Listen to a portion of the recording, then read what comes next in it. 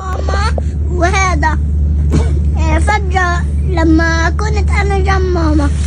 പതിവ് പോലെ മാതാപിതാക്കളോടൊപ്പം വീട്ടിലെ സ്വീകരണ മുറിയിലിരിക്കുകയായിരുന്നു ഫൈസൽ ഖൽദി എന്ന ഈ പിഞ്ചു ബാലൻ. പെട്ടെന്നാണ് ഇസ്രായേൽ സൈന്യം അവന്റെ വീടിന്റെ വാതിൽ തകർത്ത് അകത്തേക്ക് ഇരച്ചു കയറിയത്. തോക്കേന്തിയ സൈനികരെ മുന്നിൽ കണ്ടപ്പോൾ പേടിച്ചരണ്ട കുഞ്ഞു ഖൽദി പെട്ടെന്ന് തന്റെ മുറിയിൽ പോയി ഒളിച്ചിരുന്നു. നിലക്കാത്ത വെടിയൊച്ചകൾ കേട്ട് ആ കുരുന്ന് കണ്ണു തുറന്നു നോക്കിയപ്പോൾ കണ്ടത് ഇസ്രായേൽ സൈനികരുടെ തോക്കിനു മുന്നിൽ പിടഞ്ഞു വീഴുന്ന മാതാപിതാക്കളെയാണ്.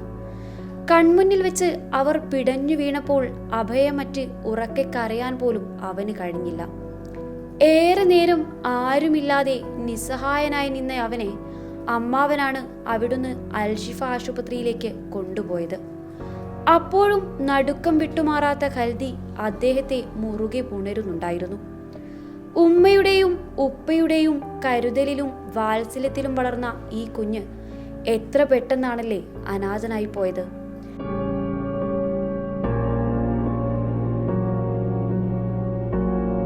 ഖൽദിയെ പോലെ ഗസയിൽ ഇസ്രായേലിന്റെ കൊടും ക്രൂരതയിൽ മാതാപിതാക്കളുടെ സ്നേഹം നഷ്ടപ്പെട്ടു പോയ എത്രയോ കുരുന്നുകൾ അവിടെ ജീവിക്കുന്നുണ്ട്.